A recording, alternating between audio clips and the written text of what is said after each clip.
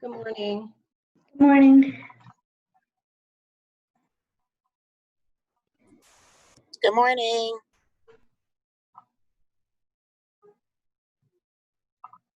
Morning, Nicole.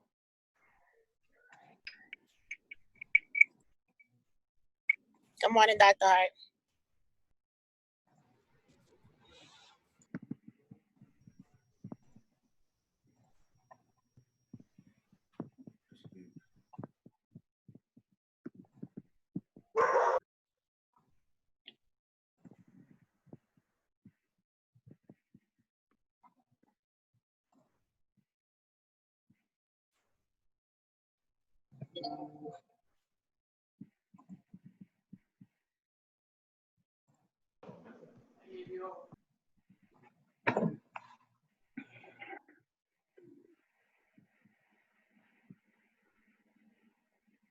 Good morning, everyone.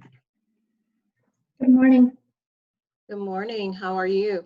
Good. How are you? I am well, thank you.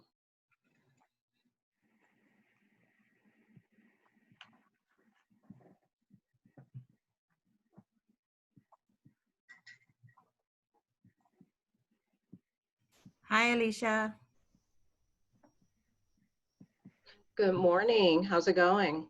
Good morning. Just want to let you know I have two more people with me in this room, Mark Carlson and Daryl Dixon.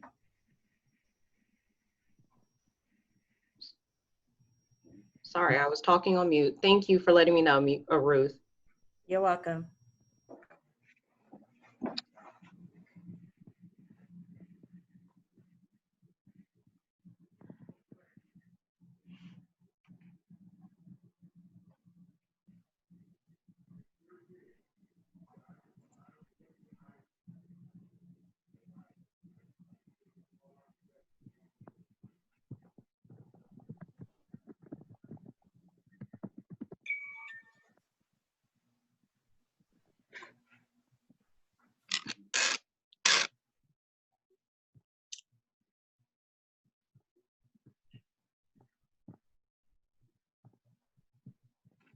So good morning, everyone. I'm going to give everybody until 10 a.m. to join. That'll also give me some time to make sure our breakout rooms are assigned correctly.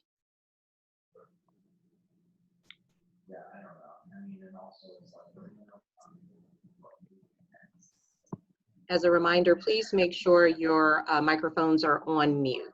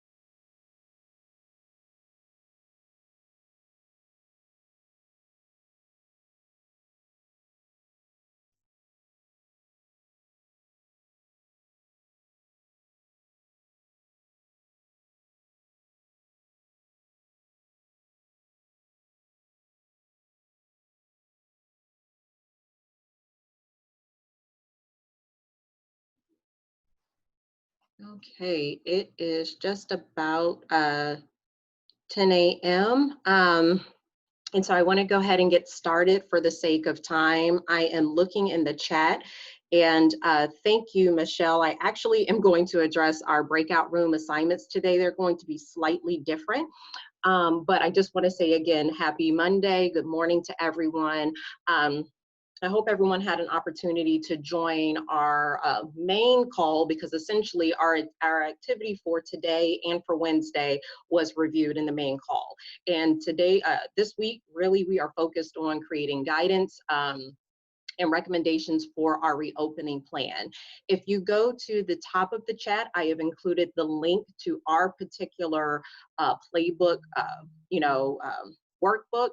With that said, each section has their own playbook form to fill out. So we will be working within the same document, but not within the same slide.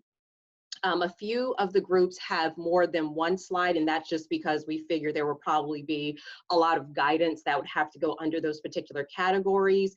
If you only have one slide and you end up needing another, that's fine. We can just add another slide for you, so that way you'll have 2 pages or 3 pages to your playbook, versus the one.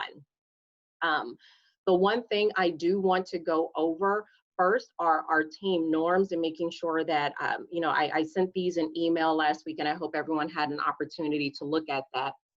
But just a quick reminder of team norms to make sure that all of our conversations are, number one, recorded. I have also sent, as of last night, information for the breakout rooms on how to record your sessions. So if you haven't had a chance to look at that email, please do so. So that way, whoever you have assigned as your recorder would be responsible for recording your breakout room meetings today.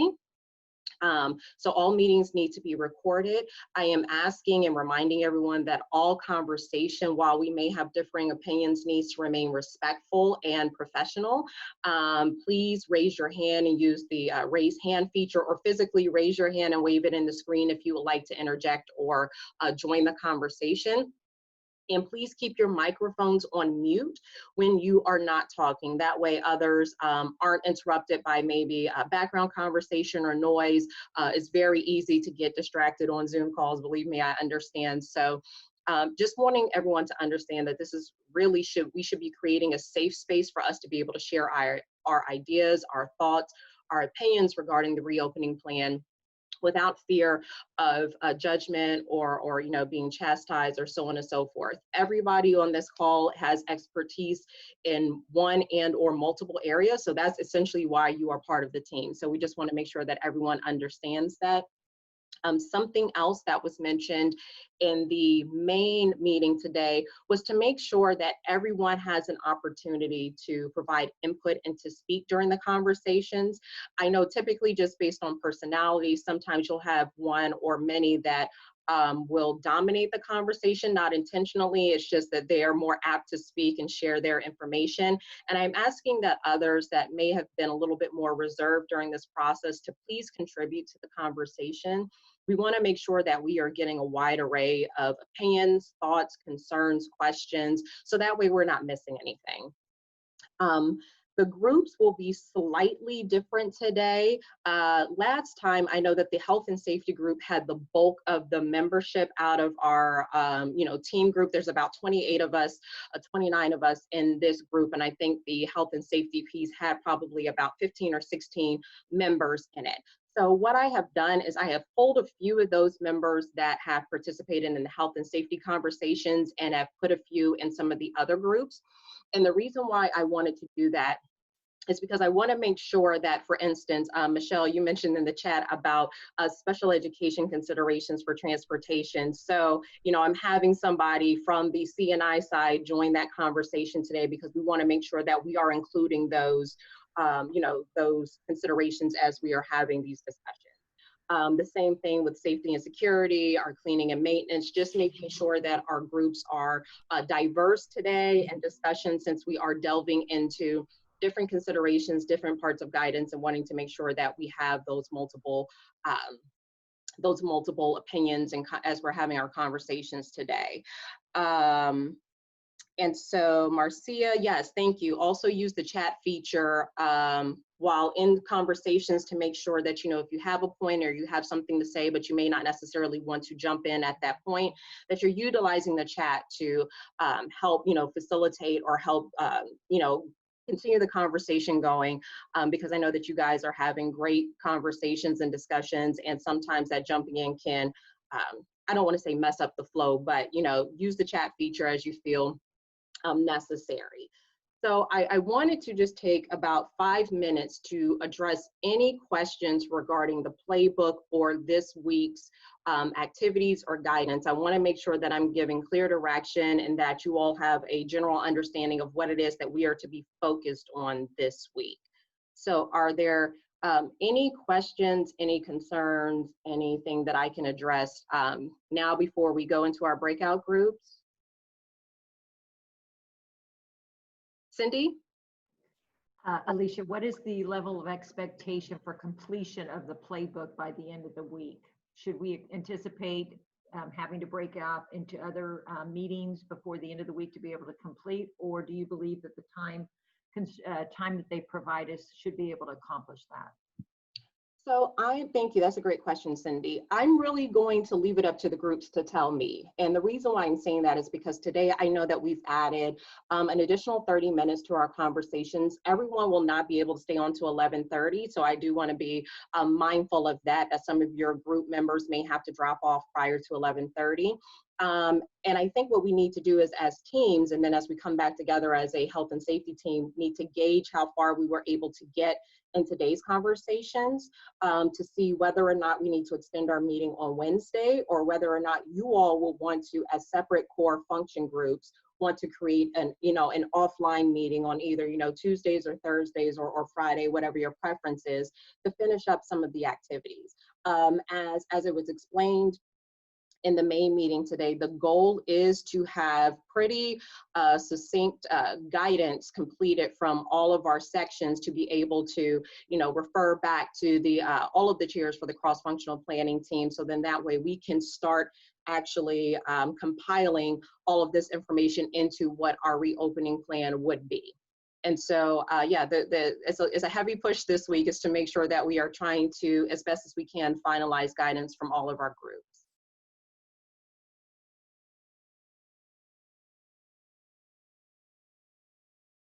Michelle? The model that that was introduced earlier in the week about the classroom with one teacher in each room, is that still the model we're going with? I would say yes, that needs to be one of the assumptions or the main assumption we are building off of. I do know that CNI and SEAL, they're having more in-depth conversations about, you know, what the actual hybrid models will look like from a scheduling standpoint. I do understand from special education or specialized instruction that there will be instances where you have to have more than one person in the room in order to facilitate instruction. So I'm sure that all of those items are being considered. But what I would ask is that the general assumption is that there will be one teacher per classroom for our students. You know, we'll have some exceptions here or there, but the general assumption is one teacher in each space.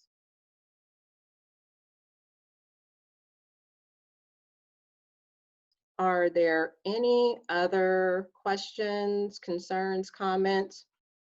So from just a quick reminder, I'm sorry, as I'm setting up these, finalizing these breakout rooms right now, we're gonna be in the breakout rooms for about probably about an hour today. I'm looking at the time now.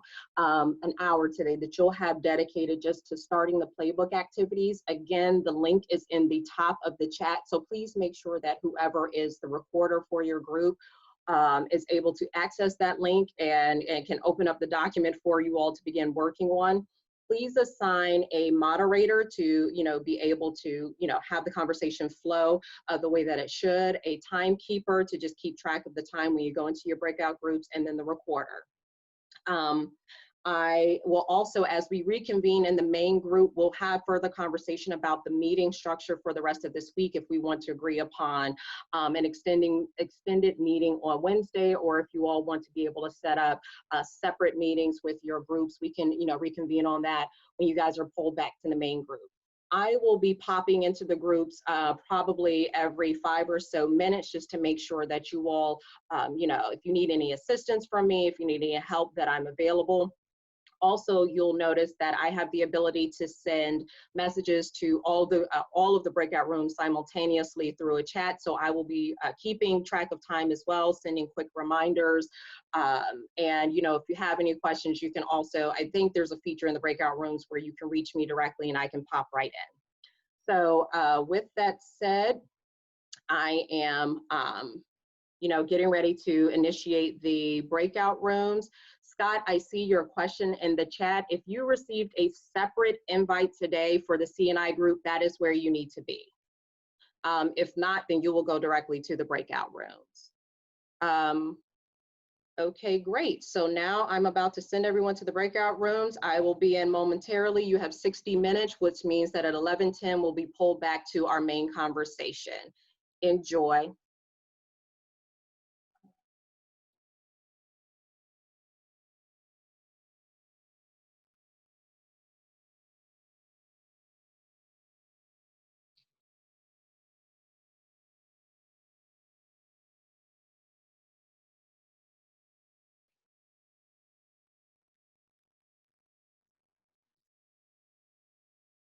Mr. Poindexter, you should have a link to join the transportation group. Please let me know if you didn't receive that.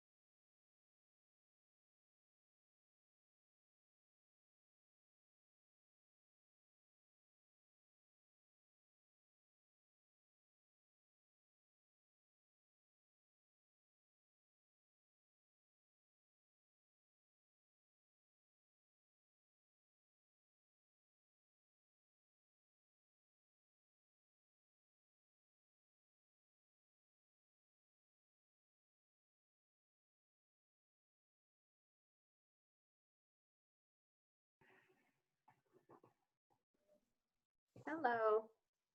Hi there, Alicia. I think I need you to allow me consent record? to record. Yes, if you can do that, then I'm happy to record. Okay, you should let me know if you're able to now. Yep, it's working. Thank you. Okay, great, you're welcome. All right, I think we're good. So we are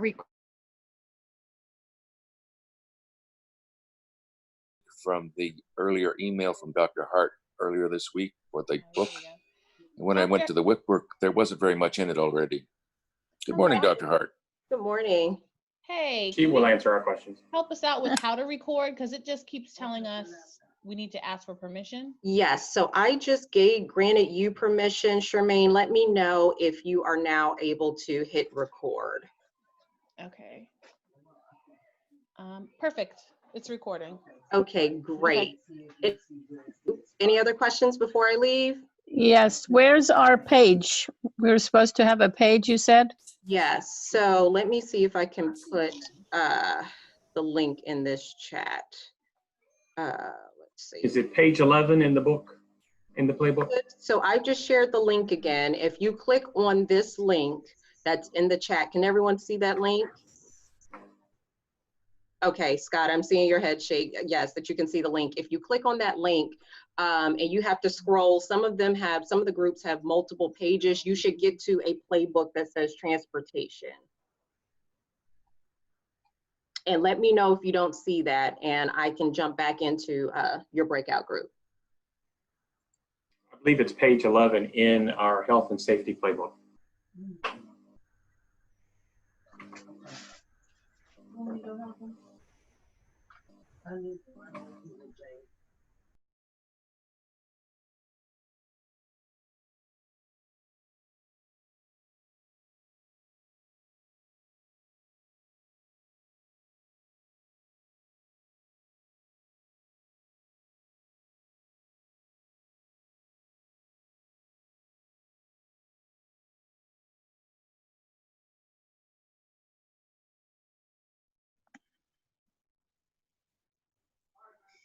Hello, I'm just joining the room to make sure I can provide the opportunity to record. Sarah, are you all recording, do you know? I We don't are think not. so. Okay, It so, wouldn't allow me, Alicia. okay, so I am going to see Cindy if I can. I'm going to give you permission, Cindy, to record. Let me know, I just clicked that button. Let me know if you're It's able to. recording. Okay, great.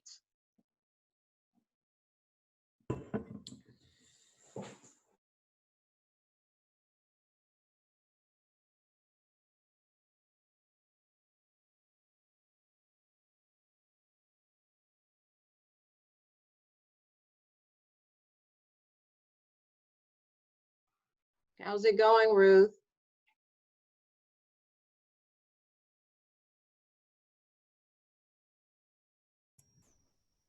Hi, Alicia. Sorry, we have it mute. I will have Mark talk for me because I need to leave the room for a minute. Okay.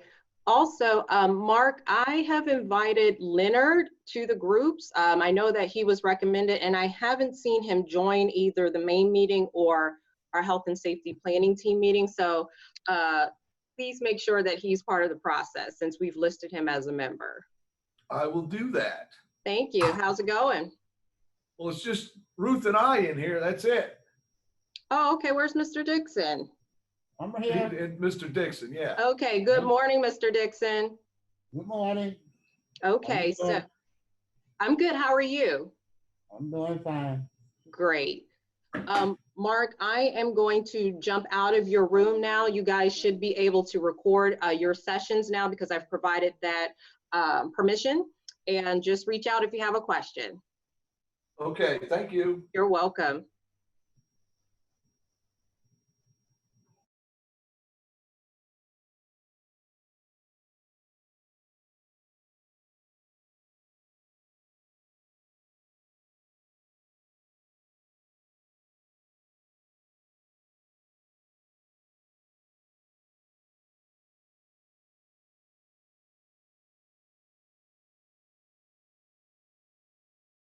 We will give an overview of kind of some of the questions that we went over on the last time. Hi, Dr. Hey, Dr. Hi, I'm just jumping in to make sure that you guys have the ability to record your session. I just gave you permission, John, so let me know if you see it recording now. Let's see. Let me get on there. You should see at the bottom, I believe, like a start or stop recording function. Yeah. Let's see. Why doesn't it let me? Because right now your window is really small, and I don't see the. Hold on. Nope. It should say allow recording. I just want to make sure, and I think it may already be recording. I just want to make sure. Do you see in the top part of your screen, top left, any note that says recording? I do. Okay, great. So then it's recording the session. I just wanted to be sure that somebody sees that. Yeah, I can. Okay, great. So I'm going to jump out the room. Just let me know if you guys need any assistance. All right, thanks. All right, thank you.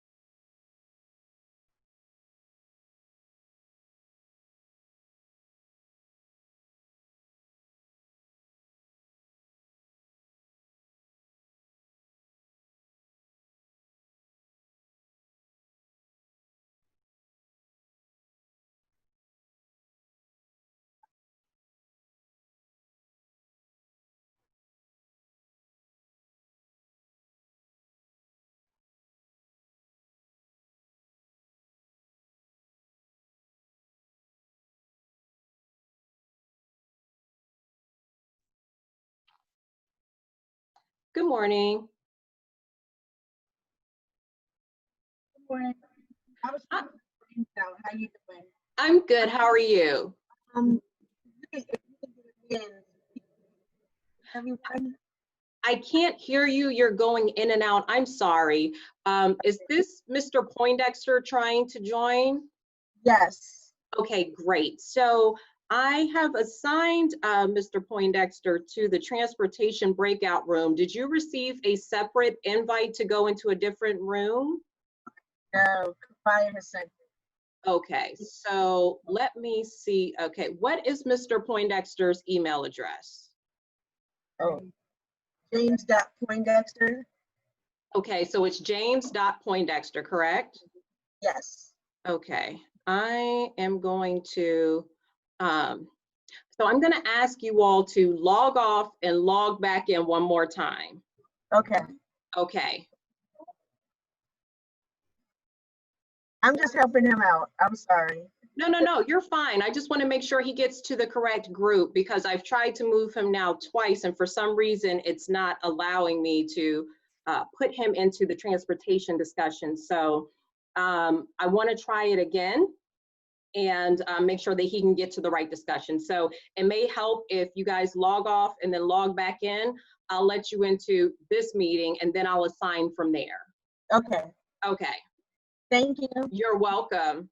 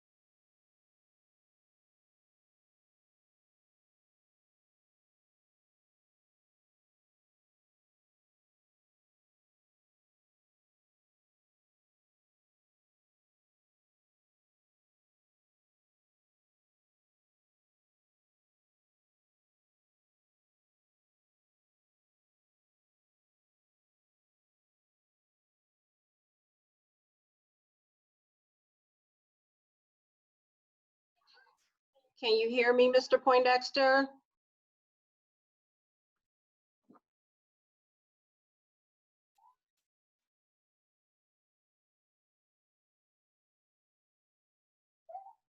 Mr. Poindexter, can you hear me?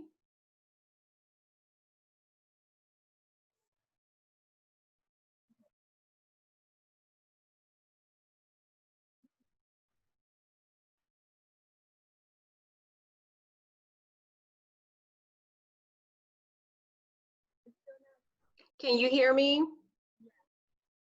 Okay, so I'm going to get ready to hit the button to assign Mr. Poindexter to the transportation discussion. Let me know if you see an invitation pop up, or if you, it's either you'll get an invitation to join or it'll move you directly to that meeting. So one of the two will happen. So let me try it again.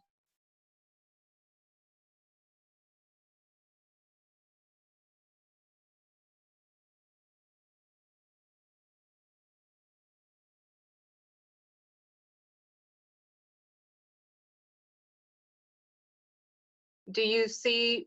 Oh.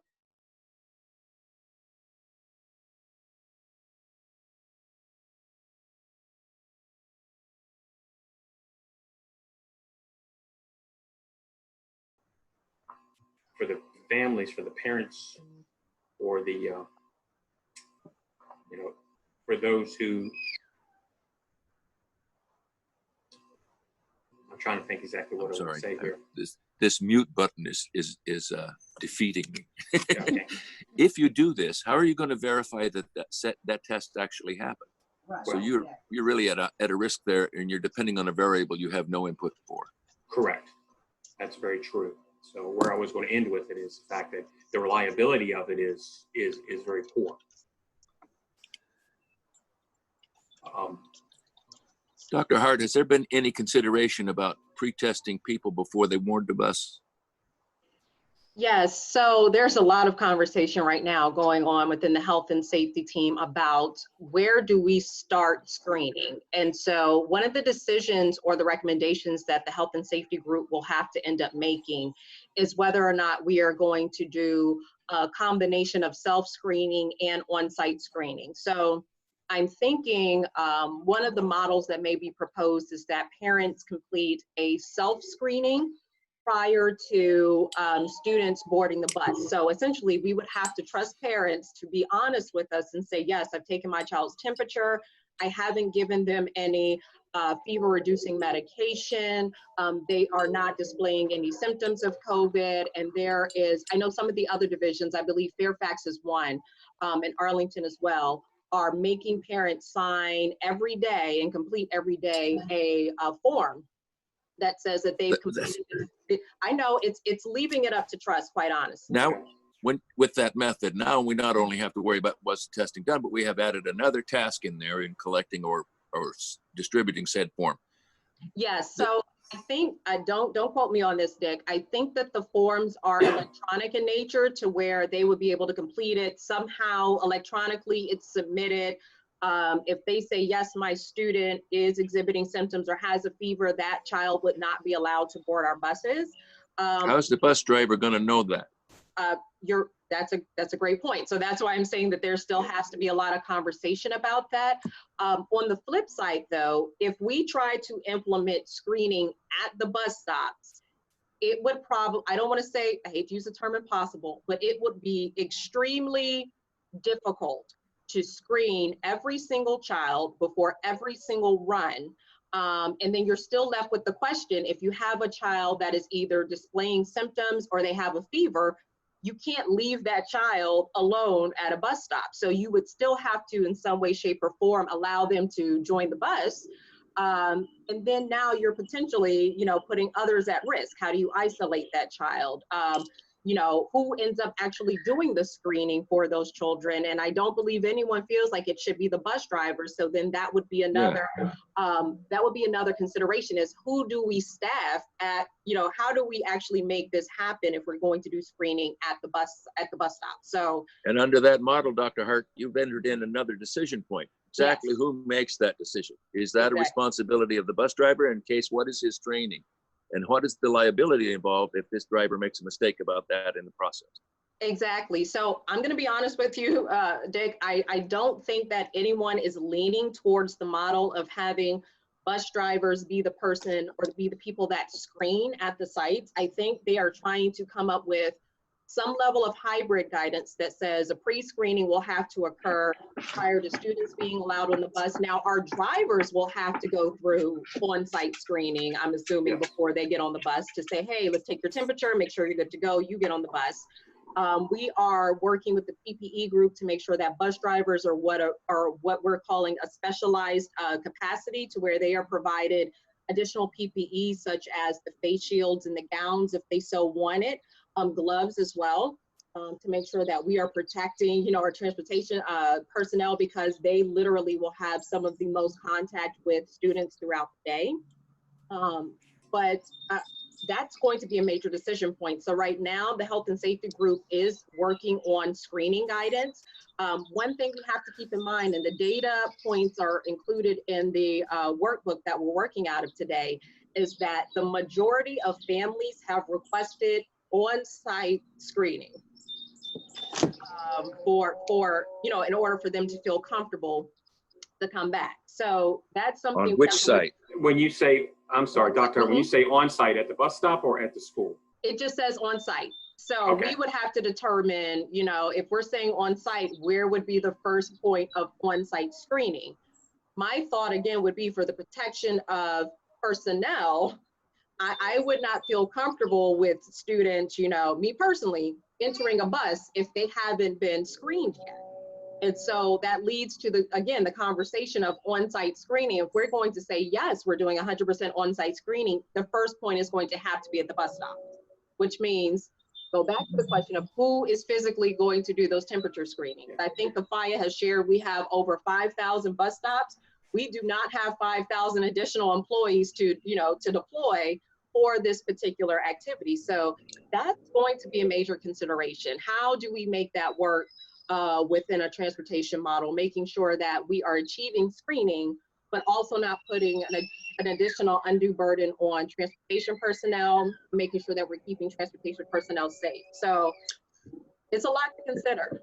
And Dr. Hart, so far your Yes, sir. discussion has been about what we would call a regular type of student, but what about people who have irregular transportation issues, who basically might be in a wheelchair or have other issues that could vary any sort of protocol you've already established because of their personal needs, but yet is still required under their IEP?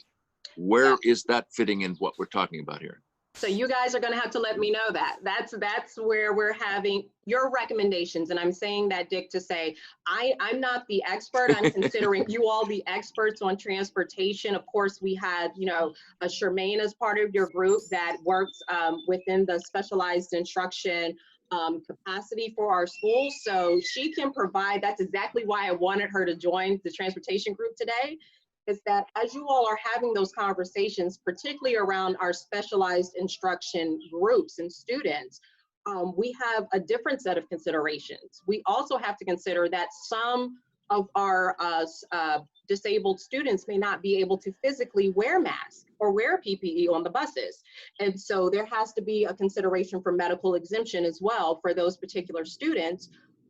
They may have COVID, they may be asymptomatic, but they cannot physically wear, you know, PPE due to medical reasons. So how do we address that?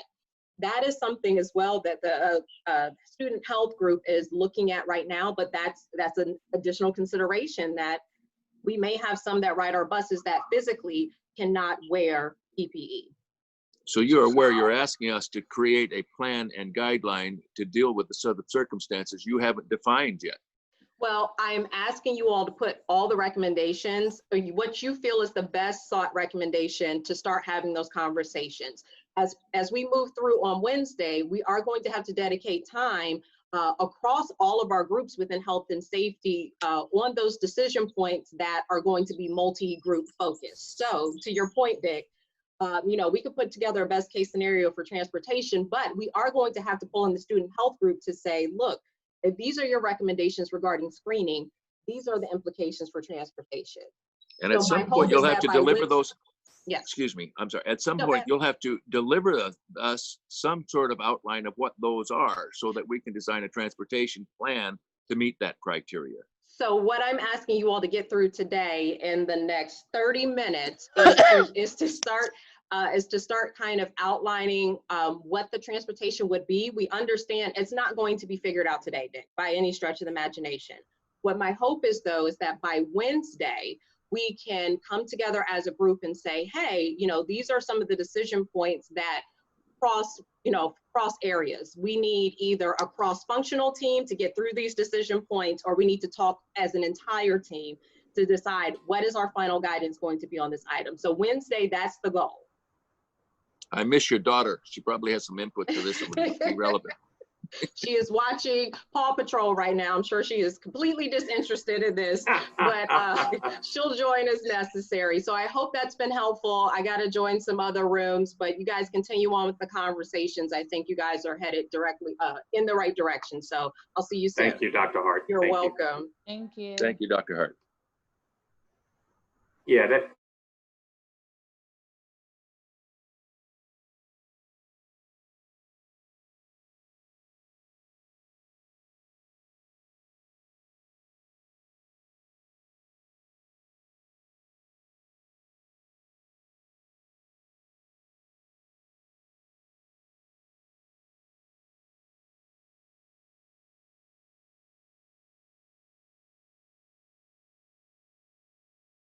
The moment a patient walks into the triage of a hospital in that area, if they're not wearing a mask, they're automatically put on a surgical mask. So it reiterates the importance of wearing the masks to protect one another. The full PPE N95 getup, that's really the only thing that fully protects the wearer. But any student that's coming into to a nurse, the moment they say we need to see the school nurse, the teacher should say, okay, you need to wear the surgical mask, or maybe the nurse puts it on when they go there. So That'd be teachers one may need to have a supply of the N95 mask in their rooms. Sounds like that's what we were saying. Then that definitely would have to occur in the teacher's classroom, where they would have to give them that mask, because again, by the time they make it to the clinic, they're in the clinic. There's no time to swap. I mean, and like I say, some clinics only have one nurse. So we don't even have, two nurses. I have a clerical assistant with me. So we got to capture these students before they come to the door. So that mask needs to be in the classroom. I'm sorry to interrupt. In the notes, just that we need to have, Sue, could you capture in the notes that teachers may need to have a supply of the N95 mask in their No, the procedural mask, not the N95. Just a surgical mask. Yeah. Surgical. The blue one. So can I jump in really quick? I'm sorry, I don't mean to interrupt the conversation. I'm joining different groups, and I just left the transportation group, and I know that you all are discussing screening and face coverings. One of the main questions in the transportation group that we need to circle back on is, where would be the first point of screening? When we are discussing our screening protocol, and we don't have to answer it right now, I just want to make sure that this is being considered in terms of conversations, is that we're seeing different school divisions kind of pop up with various models. Some are doing a hybrid model with self-screening and on-site screening. I know prior to some earlier discussions, there was a conversation about sampling and if we should do a sampling approach. But one thing to keep in mind is that if we are going to do self-screening before students are allowed to get on buses, number one, how would bus drivers be privy to the information to make sure that, hey, such and such student has been reported as having, I don't know, symptoms or so on and so forth, to make sure that they don't actually get on the bus. I don't know if parents would say, my child can't come to school and then send them to school anyway. I'm hoping that wouldn't be the case, but that was one of the questions, is that how would bus drivers know what the results of those self-screening items would be? If we decide to do on-site screening, physical screening at the bus stops, who would actually be responsible for that? Keeping in mind that we have over 5,000 bus stops in the division, and we do not have 5,000 additional staff members to deploy at each bus stop. So how would that be accomplished? There was also questions about the medical exemption, and if you have a specialized instructional student that may physically be unable to wear PPE, you know, what guidance would be given to our bus drivers regarding those students. Of course, I'm assuming they would still be allowed to ride ACPS transportation, but of course, there's going to be concerns from the transportation side about their health and safety. So just want to make sure we're considering all of the impacts or potential impacts to transportation as we are looking at the screening plan. And also with PPE, I'm seeing some good conversation about PPE and face coverings. As I'm hearing conversations about the PPE group, one of the questions at hand is, do we provide reusable masks? Should we purchase masks? Should we purchase reusable masks or disposable masks? You know, if we purchase, of course, reusable masks, we're going to have to continue to make sure that we are supplying those as needed to staff. Are we encouraging families and staff to purchase their own face coverings prior to return to school? And if so, are we just then supplementing those families that are unable to do so and those staff members that are unable to do so? Do we just go ahead and purchase reusable masks for all staff and for all students, to where you say you get a certain quantity, you'll be responsible for laundering those, and then making sure you keep up with however many we purchase for you throughout the year? You know, just thinking of those different models. I do believe in looking at some other schools' guidance. Some schools are doing the reusable mask strategy, where they've just done a one-time purchase. Everyone gets a certain number of masks, and of course they're keeping some on hand for visitors, so on and so forth. But just wanting to make sure as we're having the conversations that we're looking at some of the crossover with some of the other cross-functional groups, and how the decisions made in this group may potentially impact operations for those other groups. So just wanted to interject that. Sue? Quick question. So based on what you've just said, that nothing has been ordered already? We don't have We have stock of PPE based off of current summer operations, but of course that is much more reduced than what a hybrid model would be. So as we are having these conversations, we are simultaneously working with vendors, working with the city, trying to gain access to multiple points to where we can purchase this PPE. Once we say, hey, what is our outfitting plan? Are we doing all disposable masks? Are we purchasing our reusable masks? Are we doing a combination of both? So the PPE group, to really, you know, get ahead of this as much as possible, is really waiting for some of that defined guidance to say, this is what we think our plan should be. We can go ahead and order, which we are doing, focusing on ordering a certain quantity just to be prepared. But we also don't want to end up in a position where we order, say, $3 million worth of masks, and then we say we're going all virtual.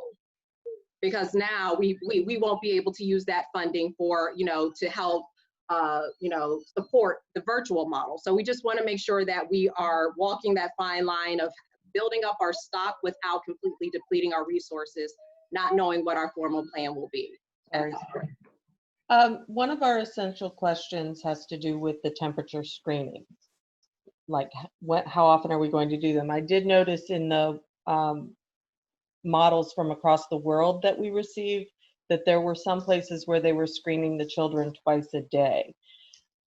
In order to answer the when and where and how frequently we're doing that, how many thermometers are we going to have to be able to do that? Because is it reasonable to say every teacher should have one? If a child's complaining, they can do a screening in the classroom, or is this something that's so really that's exactly the information I would be looking to come from this group, to say, you know, as the medical experts, as CNI experts, what are you all recommending? What do you think is not only feasible, but maybe best practice?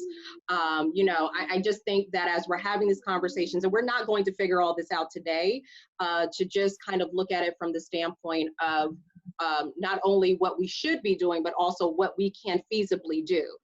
Because we'd hate to put together a recommendation or a plan that, okay, this is great, but how do we actually execute it?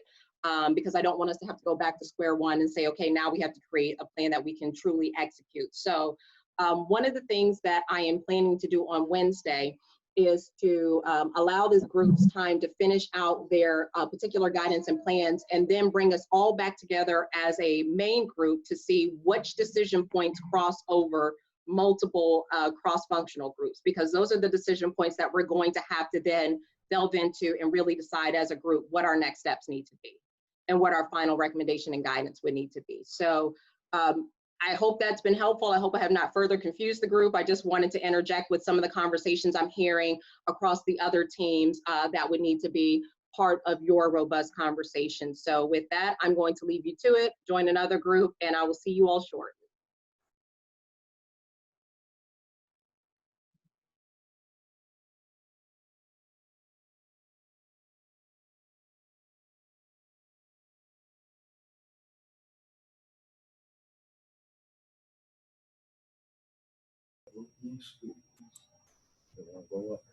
No, I can't read this one, Mom. How's it going? Hi, Alicia. I have a hard time reading from my laptop. I try to enlarge the screen to 100%, but this doesn't really coordinate with me. So it takes us some time for me to type it down. We're getting there. We're getting there though. Okay, but how are your conversations going? So I don't know if you all have had any opportunity to look at some of the other divisions' guidance that they've put out so far regarding PPE or cleaning and maintenance. One of the things I did this weekend is I looked at Fairfax, I looked at Arlington, I believe I may have also looked at Loud, and they're all starting to run together now. But I believe Fairfax, or maybe it was Arlington, they are taking the position of purchasing reusable masks for all students and staff, excuse me, a certain number for those groups. And I'm assuming just kind of doing a one-time mass purchase of reusable masks and having disposable masks on hand as needed. Other groups have not been very specific in terms of what their PPE plan will be outside of, we'll make sure that we have the available PPE for staff and students. I know we have our PPE discussion later today, but one of the things I was thinking about this weekend is that we may need to provide different scenarios based off of, for instance, we may need to have a scenario for disposable masks that says, what would be the cost if we supply one every day for the entire student population? What would be the cost we supply one for people that need it, with the assumption that people will already purchase their own mask and be prepared to come into our buildings with their own either disposable or reusable masks, what the cost would be for reusable masks, so on and so forth. So I think we need to really look at this from a multi-layered approach to say, what would the cost be to either do disposable or reusable masks? What would the cost be, for gloves and some of the specialized equipment? Having a better understanding of those groups that we need the specialized equipment. So our bus drivers, our cleaning personnel, our maintenance personnel, our school nursing staff, our specialized instruction staff. We're gonna get into the meat of a lot of those conversations today, but one thing I will continue to stress is that you, Mark, and Nicole really need to continue having those conversations with those outside vendors. I know I also sent a list, and Mark, I hope you got that from the city. And I believe Deanna said she's going to have Melanie look at that list tomorrow that describes where they are getting their PPE from. And so, that's another potential contract vehicle that we can use to say, hey, we need to get this material and we need to get it very quickly. So, please make sure that we are keeping tabs on those different vendors, getting estimated arrival dates so we can say, look, we're ready to go. We're ready to make purchases. I don't know, next week, the end of this week, and this is the vendor that can get it to us the soonest, so on and so forth. So, we're trying to walk that fine line of, we don't want to be stuck with a lot of PPE that we can't use in the case that they go to a complete virtual model, but we also need to be prepared for if they say we're going hybrid, we have to make sure that we have what we need in order to protect students, staff, and visitors. So you guys have a huge task in front of you, but all of us do. We're working through it. I've also asked the other groups that are discussing their potential guidance to make sure that they are considering the PPE that will be necessary based off of the guidance that they are suggesting. So that's what I'm doing right now. I'm kind of popping into groups here and there, making sure that as I'm listening to other conversations, we are considering the needs of one another in our guidance. Okay. Okay, so I will see you all in about 15 minutes. All right. Thank you. Thank you. All right. Let's continue.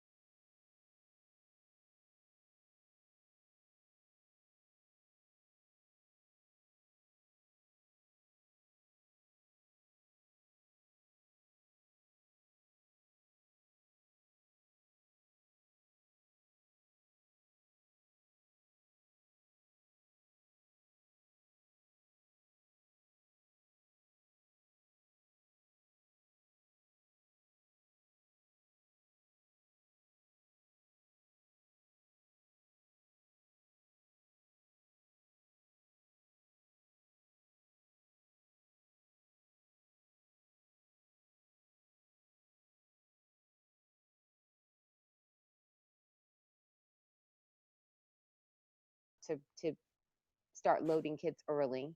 Like we'd have to have probably a 15-minute window to load kids in. If we don't leave on time, then it messes up the next run. And then we'd have to, so then the alternative would be to have kids go and pick up their meals and then wait in a location to get on their buses all at once. But then now you've got children who are not able to socially distance. Correct. And then the other thing that, I don't know how we do this. I mean, but in your school so much, probably not such an issue as in other schools where maybe the population of free and reduced is very low, like Amari or Lyles Crouch. Are we identifying, overt identification, because the kids that are predominantly picking up these meals are going to be those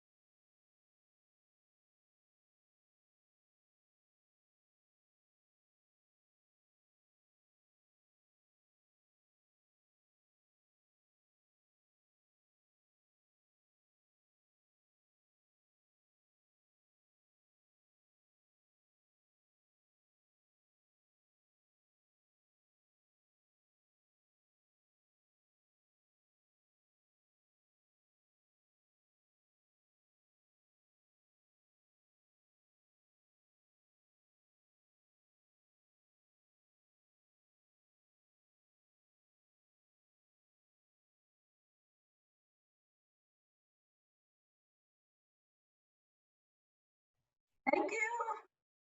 I got disconnected. My internet been bouncing, so I've been on hotspot on the phone today. Welcome. I get it. I get it. I don't know what's going on in the house.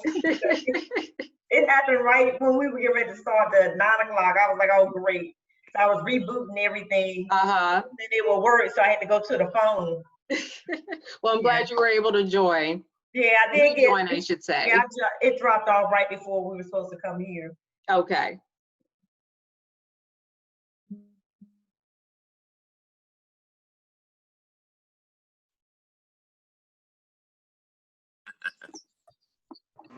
Hello, it does. And that ever since I put Please remember, if you can, to put your James, microphones on You're mute. not on mute. Oh, yes, you are. Okay. Thank you. And I think others should be jumping back into the conversation as well. Yeah. You gotta do that. Girl,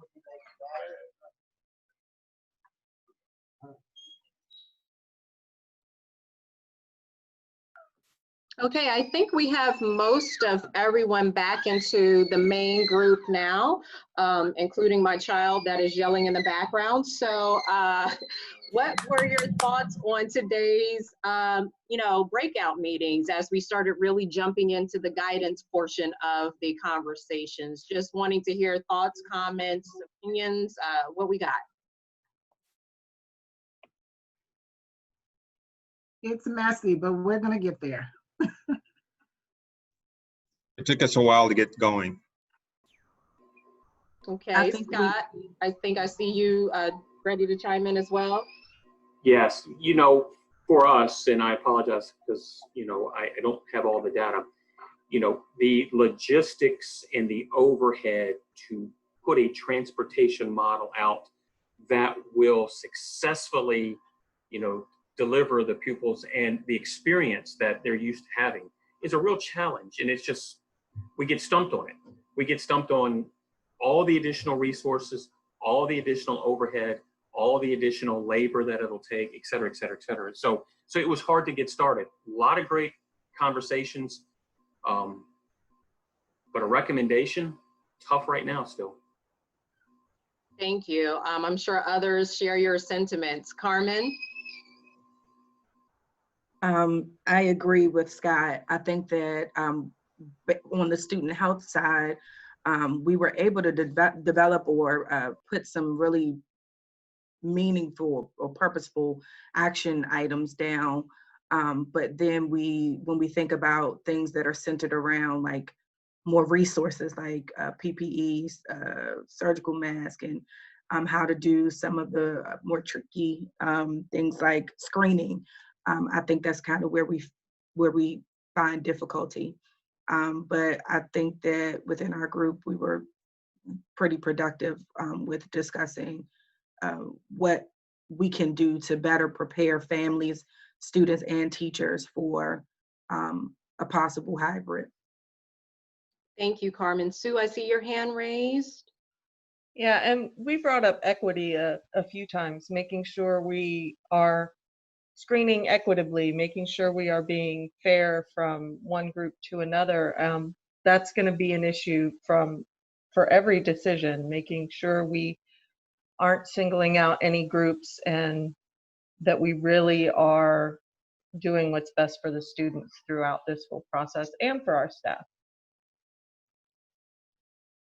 All good points as well. I don't see any other hands. So I want to go back to Scott's comment about the feeling of being stumped and kind of where do we really begin to start formulating some of this guidance. So one of the things I do want us to keep in mind, and I know that it was presented during the earlier part of today's meeting in the main group, are what are the known constraints. So we know right now we have a few known constraints. The first being the operating budget.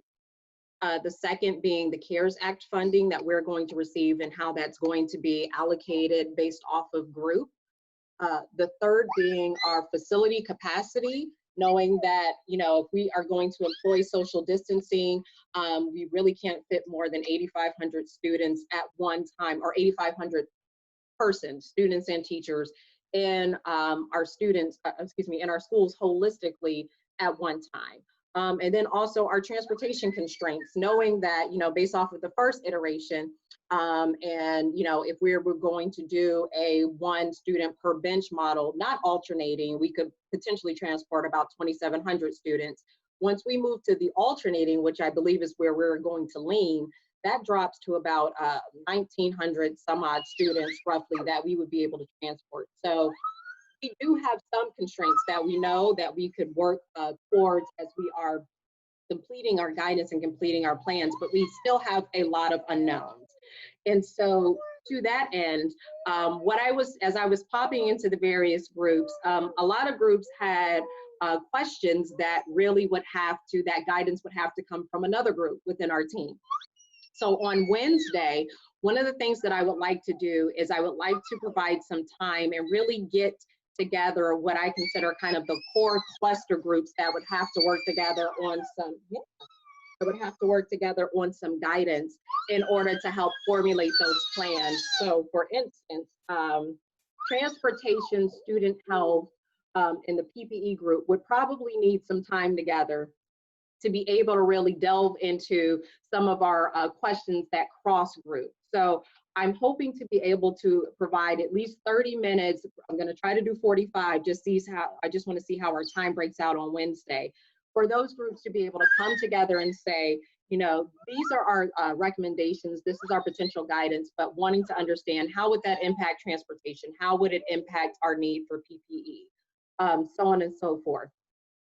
Also, wanting to do that, it gets back to the general question of, can we extend our meeting on Wednesday as well to last to 11:30 or later if needed? Again, I hate to ask people to, to really spend more time because I know everyone's schedules are tight, but just knowing that we have these deliverables this week, wanting to gauge everyone's preference for whether or not we can extend our meeting on Wednesday. Before we get to that conversation, Dick, I see your hand raised. Yeah, I was going to ask, would it be possible, or would it be realistic to arrange sort of a sub meeting between 2 of the different groups who are so interdependent, like transportation and the people who are going to be dealing with this PPP issue?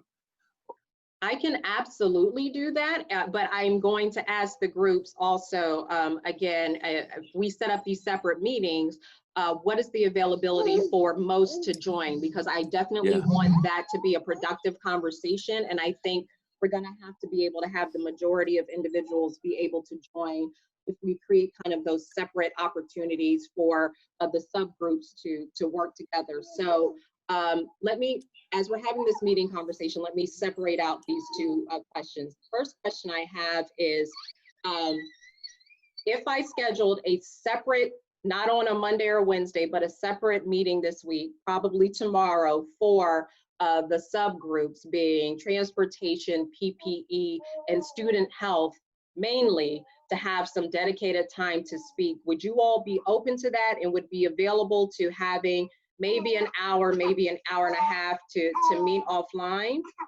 And you can put it in the chat. You can raise your hand and contribute to the conversation. Sue, I see your hand raised. Yeah, I would just like to remind everyone that we are having our community and staff chats this week.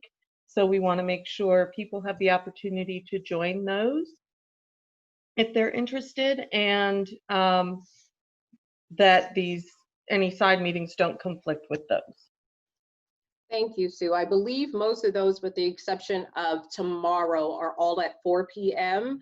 I do know that there is a separate ACPS staff community chat tomorrow at noon, I believe, or 12:30. 12:30. Thank you, at 12:30. So Tuesday is the only day that I believe they have the dual meetings. All the other meetings are going to be at 4 p.m. this week, I believe. So that would definitely be, thank you for bringing that up, a time period where we should not have this this group meeting. I do see that there's a preference to stay on after the regular Wednesday meeting for that subgroup meeting. Are there other suggestions?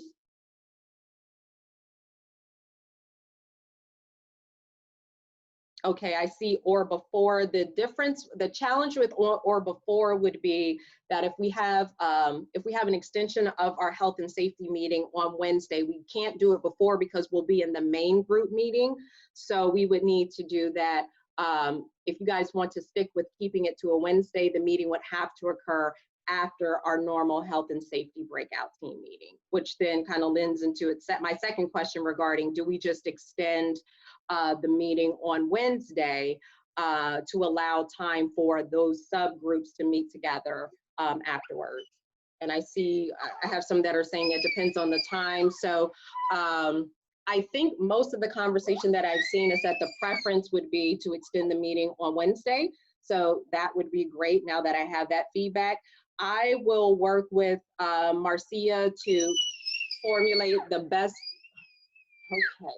how long to extend our meeting on Wednesday. And then we'll come back out with guidance to the group in terms of what the anticipated schedule would be for Wednesday morning.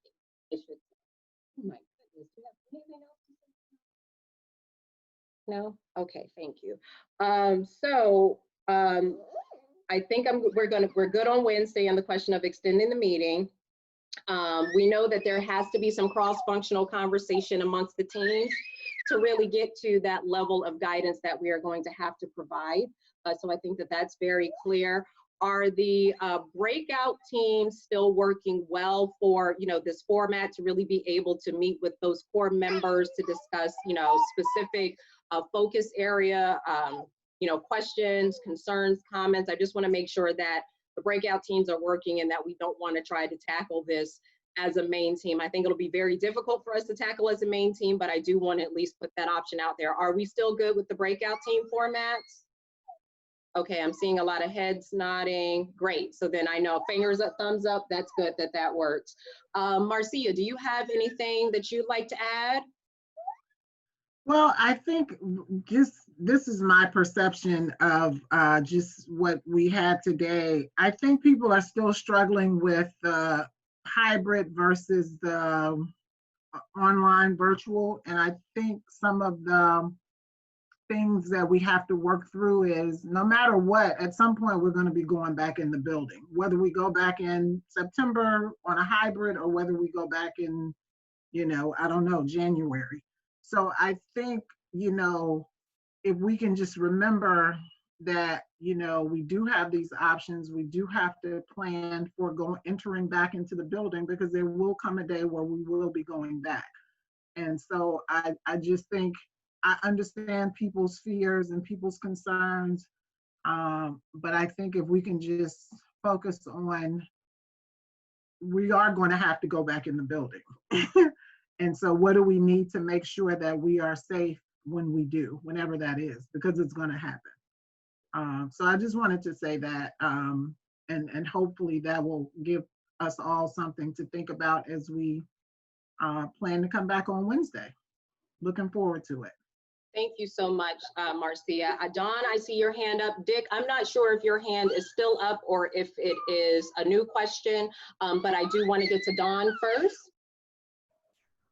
Yeah, just to back on Marcia, John and I, that's what we've been kind of doing from safety and security. We're planning for everything, right? We're making sure, because our posts and our duties for our officers and for us, it can vary widely, right? Based on what's going to happen. And we're preparing for different models, different schedules in those models, and just kind of talking about everything. So that's a really good idea to be prepared for everything.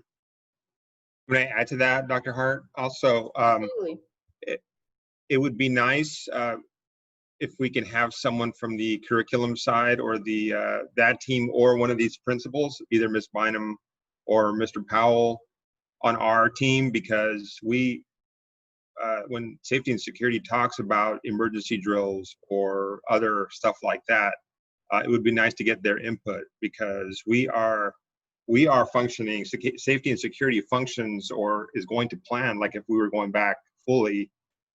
So our training, our discussions, our planning, things don't really change. The only difference is there are no pupils, no students in the schools until whatever date. So just to throw that out there, that if you can throw one of them into our group, that'd be cool, or they can volunteer. So that's a great point. When I was trying to set up the meetings earlier today, I thought I had did that and I didn't include them in your group. So Victor, do you mind participating on Wednesday in the safety and security group? Thank you so much. I do know that Ingrid was able to participate today in the student nutrition group, so that was the goal. I do want to keep at least one of the principals in the student health group. So Carmen, I'm going to ask on Wednesday if you can just stay within the student health group. That way we can make sure that I'm trying to make sure we're touching all of the different areas in each group as best as we can. And so I just want to make sure that we continue to have that representation. And PPE, I think that it's important when we start merging your groups into the conversation that you have a touch point that really has the multitude of some of the other groups as well, which is why I want to be able to structure that for the extended conversation on Wednesdays to have you join those groups. So, because I saw your head nodding as well, Ruth, when John was mentioning having principal representation on the group. So I just want to let you know that that's how we're going to tackle that on Wednesday for your group. Any other comments, concerns, questions for the good of the group? If not, look out for guidance that will come from me and Marcia for how we are going to structure the meeting on Wednesday to maximize time and to also make sure that we have an ability to have those cross-functional conversations. So the goal is that Wednesday, even if we don't finalize everything down to the T, that we really start having some teeth in the conversation of what our guidance will be for these particular areas. So with that said, I hope everyone enjoys the rest of their Monday, and we will be in contact soon. So take care and enjoy the rest of your day.